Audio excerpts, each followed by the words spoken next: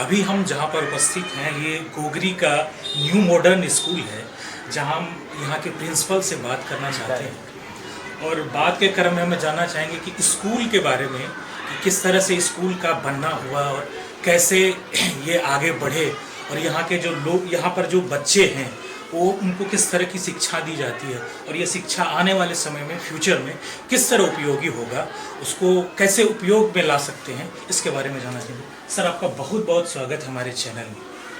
आप अपना परिचय बताना चाहेंगे? मेरा नाम संजय कुमार भगत और मैं जब पढ़ाई के क्रम में था, मैं जब स्टूडेंट ही था, उसी समय से मेरी इच्छा बनी कि यदि कोई व्यक्ति पढ़ लेता है तो उसका एक दायित्व बनता है कि अपने शिक्षा का उपयोग अपने समाज में करें। तो मैंने भी सोचा कि यदि मैंने पढ़ा है तो हम भी अपने समाज के बच्चों को थोड़ा ज्ञान देकर के आगे की ओर बढ़ाएं। इसी सोच के साथ 1991 ईस्वी में 11 जनवरी 1991 ईस्वी में इस विद्यालय की स्थापना मैंने किया। और उस समय मेरी आर्थिक स्थिति भी उतनी अच्छी नहीं थी कि मैं इतना बड़ा बिल्डिंग दे पाता। बिल्कुल बांस के खंभे पर डिस्को डालकर मैंने इस विद्यालय का शुरुआत किया था। लेकिन मैं बहुत ही आभार व्यक्त करता हूं यहाँ के व्यक्तियों का, यहाँ के अभिभावकों का, जिसने मेरे प्रति इतना स्नेह बनाए रखा कि हम दिन ब दिन अपने कार्य के अनुरूप प्रगति के पथ पर अग्रसरित होते रहे और विद्यालय आज एक अच्छे मुकाम को हासिल किया है। बड़ी गर्व के साथ कहना चाहता हूँ कि 33 साल पूरा करके 34वें वर्ष में मैं इस विद्यालय को लेकर आया और आज स्थिति इतनी अच्छी है कि इस विद्यालय से मिनिमम 10 से 20 बच्चे डॉक्टर बने हैं। कोई बाहर के नहीं, इस समाज के हैं जो डॉक्टर बने हैं, इंजीनियर्स हैं, पायलट हैं, विदेशों में जाकर अपना कार्य कर रहे हैं, अच्छे अच्छे ओहदे को, जिनका कि पैकेज होगा। एक बच्चा है महतावाल, जो बहुत ही अच्छे पैकेज के साथ कनाडा में इंजीनियर के पद पर है। और बहुत खुशनसीब मैं अपने आप को फील करता हूँ जब ये सारे बच्चे बाहर रहते हुए भी यदि गांव आते हैं, घर पर आते हैं, तो ये विद्यालय आकर हमसे जरूर मिलते हैं।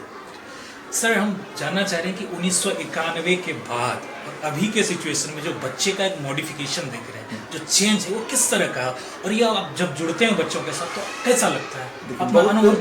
बहुत दुख के साथ कहना पड़ता है सर, पहले के बच्चों में जो डिवोशन था, जो त्याग था, सैक्रिफाइस था, वो आज नहीं दिख पा रहा। और इसके पीछे मैं अभिभावकों को दोषी मानता हूँ।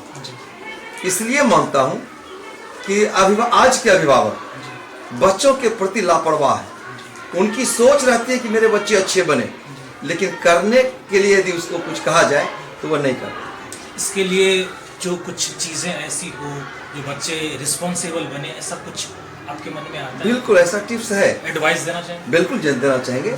आज के बच्चों को बिल्कुल सबसे पहली बात तो मोबाइल से बहुत दूर रहना चाहिए। सबसे पहले मोबाइल से दूर जब तक नहीं होता है, अपना कीमती वक्त वह मोबाइल को दे देता है।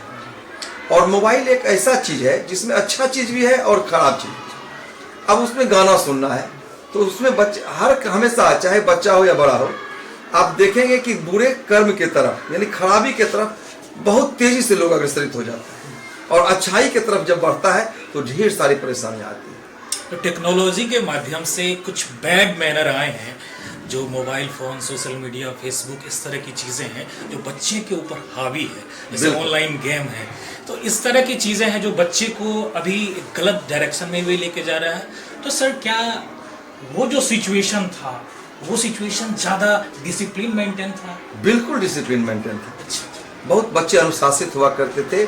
आज इसी का परिणाम है जो बच्चे आज वीडियो हैं और यदि घर को आते हैं तो वह मिलने के लिए आता है। इसलिए उसको लगता है कि मैंने बेसिक एजुकेशन इस विद्यालय में पाया और शिक्षकों का जो संस्कार हमारे ऊपर डाला गया, तो उस संस्कार को आज भी मेंटेन किए हुआ है। लेकिन अभी हम देखते हैं आज के बच्चे को बताइए, बस जितना समय तक आपने बताया है, बस उतना समय तक तो वो ठीक है, फिर आगे जाकर उसको भूल जाए। सरकार के तरफ से इसके लिए कुछ गाइडलाइंस आया हो? सरकार तो हम समझते हैं सरकार के हित में हम लोग काम कर रहे हैं। सरकार हमेशा बोलती है कि गुणवत्तापूर्ण शिक्षा देनी है, लेकिन आज भी सरकारी विद्यालय में जो गुणवत्तापूर्ण शिक्षा होनी चाहिए नहीं है। हम सरकार के इस कार्य को पूरा करने के लिए हमारा private school and children welfare association इस कार्य को पूरा करती है। चाहे वह हमारे शिक्षक चाहे कम वेतन ही भोगी ही क्यों नहीं हो, लेकिन अपने बच्चों के प्रति समर्पित है। लेकिन दुख के साथ कहना पड़ता है कि सरकारी विद्यालय के शिक्षक सिर्फ और सिर्फ वेतन तक सीमित हैं।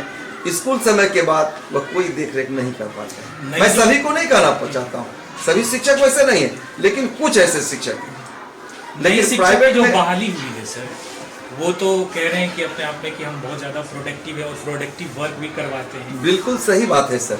इस विद्यालय को यह गौरव प्राप्त है कि इस विद्यालय के लगभग 500 से एभव बच्चे आज सरकारी विद्यालय में अपना कार्य दे रहे हैं, सेवा दे रहे हैं। और जब भी मैं मिलता हूं बच्चों से, वैसे शिक्षकों से जो विद्यालय के बच्चे हैं, तो उनसे पूछता हूं कि क्या तुम अपने विद्यालय में वह सेवा दे पाते हो जो एक शिक्षक को देना चाहिए? तो वह बताता है कि सर मैंने आपको देखा है और आपके अनुरूप मैं आपको सेवा देता हूं। ऐसी कौन सी चीज आपको लगता है कि जो सरकारी स्कूल के लोग या सरकारी स्कूल के जो टीचर हैं, जो बच्चे हैं, और प्राइवेट स्कूल के जो टीचर्स हैं, बच्चे हैं, वो गैप कौन सा नजर आता है? देखिए सर, सबसे बड़ी बात है सरकारी, जहां तक मेरा अपना विचार है, अनुभव के बारे में, अनुभव के आधार पर मैं बताता हूं। शिक्षक अपना जो योगदान देता है बच्चों के पीछे, तो उसमें शिक्षक सिर्फ और सिर्फ सम्मान का। ये प्राइवेट स्कूल की बात कर रहे हैं? नहीं, सरकारी की भी मैं बात कर रहा हूँ। शिक्षक को जब तक सम्मान पूर्वक उनसे पेश नहीं आए, तब तक बच्चे को वह नहीं दे पाएंगे जो उनको देना है। आज सरकारी विद्यालय पर इतना कार्यभार सरकार के रूप में दे दिया जाता है, ये कॉलम पूरा करना है, वो कॉलम पूरा करना है, तो खिचड़ी मध्याह्न भोजन है, तो ये अंडा देना है, ये करना है, तो शिक्षक क्या करेंगे? शिक्षक अपना समय उसी कार्य में लगा देना पड़ता है, क्योंकि यदि नहीं लगाते हैं तो ऊपर के पदाधिकारी से उनके वेतन पर रोक लग जाती है, तो परेशानी है। तो जो समय शिक्षक को शिक्षण व्यवस्था पर देनी चाहिए, वो समय दूसरी जगह देना पड़ता है। नई शिक्षक जो भर्ती हुई है, कुछ ऐसा लगता है कि सोसाइटी के ऊपर, बच्चे के ऊपर एक बहुत बड़ा प्रभाव आएगा? बिल्कुल आना चाहिए, क्योंकि नए शिक्षक जो भी गए हैं निश्चित तौर पर युवा हैं और अपने आप में टैलेंटेड भी, क्योंकि बीपीएससी के द्वारा गया है। तो बीपीएससी के द्वारा जब चयनित होकर गए हैं, तो निश्चित रूप से चाहेंगे कि वह बच्चे को अच्छी शिक्षा दें, और ताकि बच्चे आगे भविष्य में आगे की ओर बढ़े। जब तक बच्चे का उत्थान नहीं होता है, तब तक देश के उत्थान की मैं कल्पना नहीं कर सकता। उन लोगों को क्या कहना चाहेंगे जो अभी भी बच्चे के प्रति इनरिस्पॉन्सिबल हैं? वो गलत करते हैं।